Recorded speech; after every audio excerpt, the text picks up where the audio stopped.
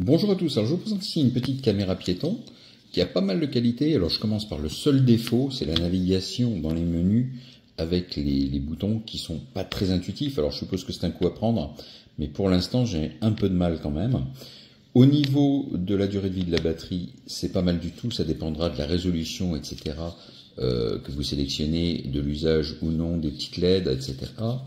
Vous avez en résolution alors du 1080p, 1080 Full HD et jusqu'à du 1296p. En photo, vous pouvez monter jusqu'à 40 millions de pixels ou 21 millions de pixels par défaut, ou des résolutions inférieures également. Vous avez de livret avec l'appareil. Alors ce qui est bien, vous avez une carte micro SD de 64 Go qui est incluse.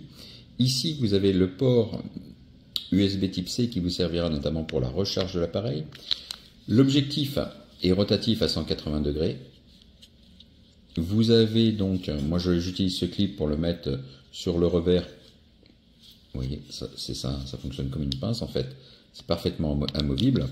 Et vous avez d'autres types de pinces de livret. Celle-ci qui est beaucoup plus large, pratique pour accrocher sur un sac à dos, sur un harnais. Vous avez celle-ci pour mettre sur un guidon par exemple, très pratique également, si vous mettez ça sur un guidon de vélo par exemple ou autre.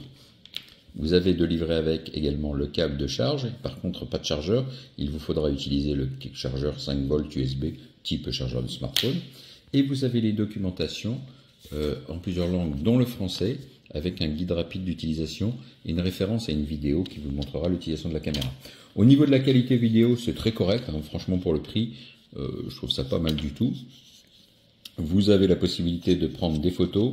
Alors là, je suis dans les menus, donc on se balade avec les touches au bas.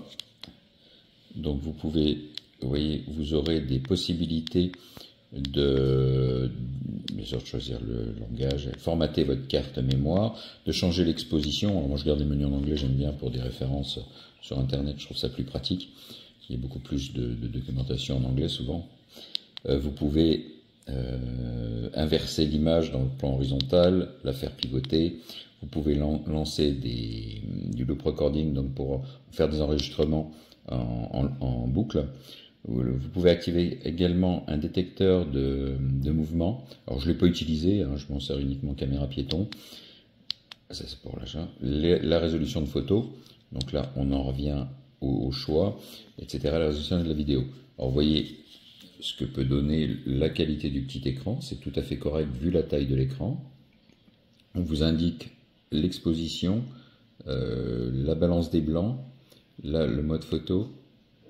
Vous avez l'état de la batterie en bas à droite, donc là ma batterie est pleine, et il y a bien une SD card insérée, la résolution photo en 40 millions de pixels, et donc la place, le nombre de photos théoriques qui vous reste. Alors ensuite, pour lancer un enregistrement vidéo, eh bien, il vous suffit de basculer ce petit bouton vers le haut, et là ça enregistre en vidéo. D'accord ? Pour arrêter, je bascule vers le bas, ça va me faire une sauvegarde. Ici, en haut, on peut lancer un enregistrement audio, et ça, c'est pas mal du tout. Vous voyez, là, ça enregistre, et dès que je descends, tac, ça sauvegarde l'enregistrement. Donc, un petit appareil bien polyvalent, hein, qui me semble assez solide pour l'instant. À voir la durée de vie de la batterie dans le temps. Moi, j'en suis satisfait vraiment pour le prix. Je trouve que c'est un très bon rapport qualité-prix.